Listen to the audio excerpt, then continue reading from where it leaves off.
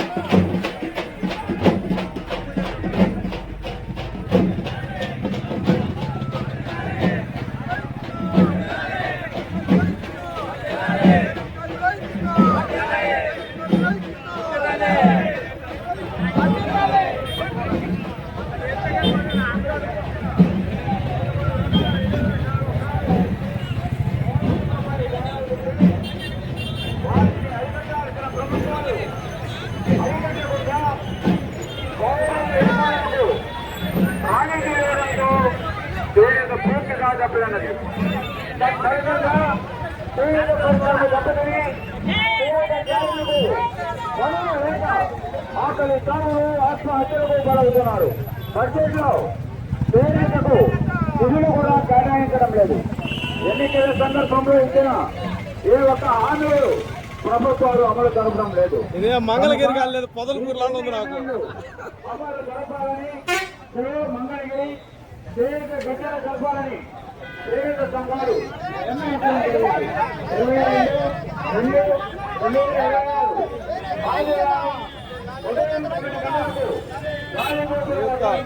మంచమ్మ చూపి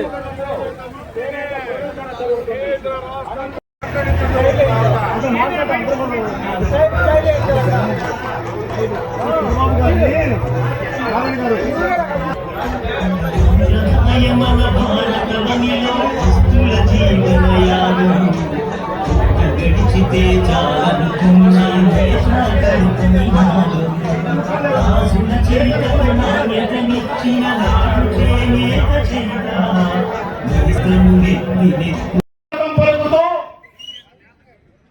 ధన్యవాదాలు తెలియజేస్తా ఉన్నాం.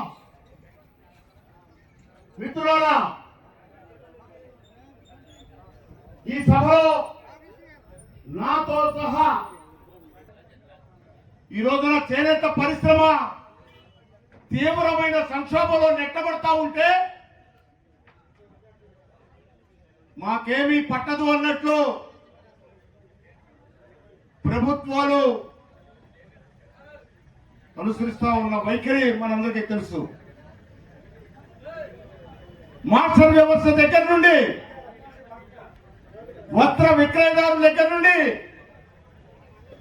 చేనేత కార్మికుల వరకు అనేక అవస్థలు పడుతూ ఉన్నారు. అందుకే ఒక రచయిత ఈ చేనేత పరిశ్రమ ఏ రకంగా ఉందో కూడా వివరించారు. స్వతంత్రానికి ముందు ఏ వస్త్ర మిల్లులు లేనప్పుడు చేనేత కార్మికుడు ఒక మగ్గం అనే యంత్రాన్ని తయారు చేసే యంత్రం మీద మగ్గం నేసి వస్త్రాన్ని తయారు చేస్తేనే ఈ సమాజం ఆ బట్టగట్టె మానాన్ని కాపాడుకుంది. లేకపోతే ఈ సమాజానికి పట్టుండేది కాదు, వాళ్ళ మానం కాపాడుకునే అవకాశం కూడా ఉండేది కాదు. ఆ అవకాశం కల్పించిన జాతి చేనేత జాతి. అలాగే ఏ కులవృత్తులను లేని విధంగా కాళ్ళు, చేతులు, కళ్ళు, భుజం, పాదు, మణికట్టు, ఆఖరికి బుద్ధి, చెవులు వాతం వేసేటప్పుడు నాడిలో ఉన్న కండికున్న దారం తెగినప్పుడు శబ్దంలో వచ్చే వ్యత్యాసాన్ని కనిపెట్టి, సునిశ్చితమైన చెవుల్లో ఆ వ్యత్యాసాన్ని కనిపెట్టి ఎక్కడో పోగు తెగిందని మగ్గాన్ని ఆపి ఆ పోగునెతికే సునిశ్చితమైన జ్ఞానం ఉన్న కార్మికుడు చేనేత కార్మికుడు. చరిత్ర చాలా గొప్పది. మానాన్ని కాపాడిన జాతి ఈరోజు మా మానాన్ని కాపాడండి అని చెప్పి ప్రాధాన్యపడి రోడ్డు మీదకి వచ్చే పరిస్థితి మనకు ఏర్పడింది.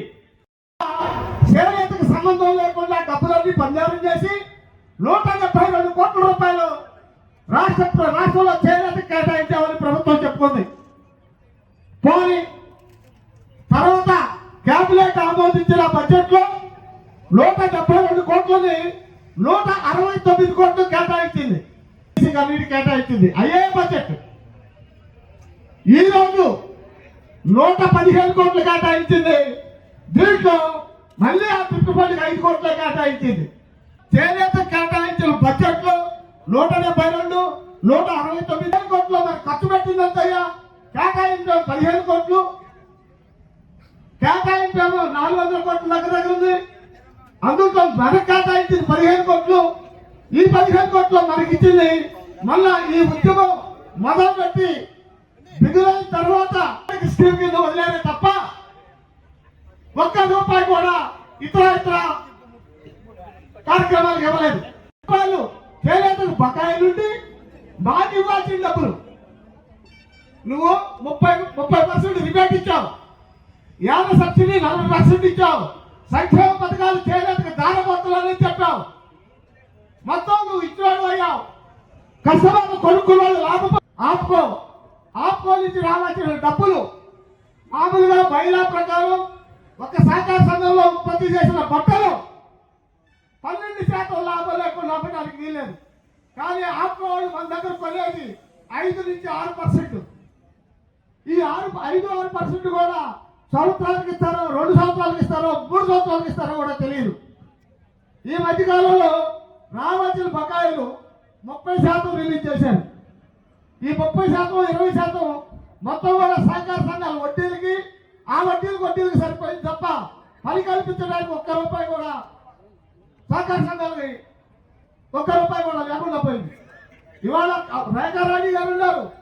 గతంలో ఒక సహకార సంఘంలో బట్ట హక్కు కొనాలి అంటే పిఏ, పిఓ అందరూ వచ్చి పరిశీలించి లక్షల బట్ట కొని మాకు పంపండి, పలా సార్కి పంపండి, పలా డిపోలకు పంపండి, లేదా గోడలకి పంపండి అనేవాడు.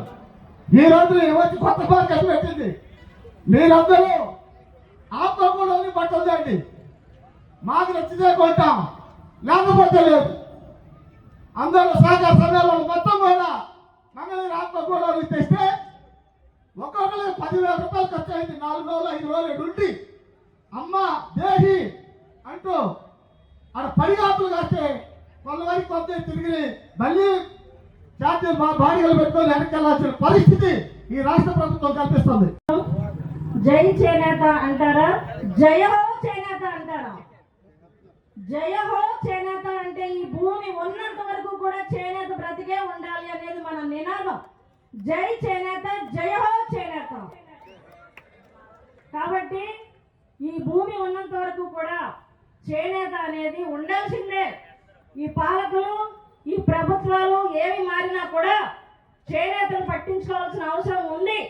ఎందుకు ఎందుకోసము అంటే నాడు అభివృద్ధి చెందిన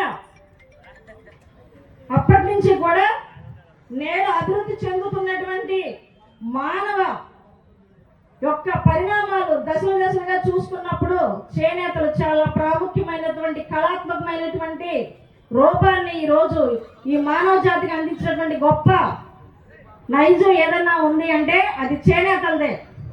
నాడు దేవతలకి వస్త్రాలు ఏ విధంగా అయితే నేశారో నేడు మానవుల మానాన్ని కప్పుతున్నటువంటి చేనేతన్న ఈ రోజున ఆకలితో అలవడిస్తూ ఈ రోజు గర్జన కోసం ఈ మంగళగిరి వచ్చినటువంటి పరిస్థితి కనిపిస్తూ ఉంది. కాబట్టి నేను ఈరోజు ఈ సభా వేదికగా ఒక అంశం చెప్పబోతా ఉన్నాను. ఏంటి అంటే ఒక అబ్బాయి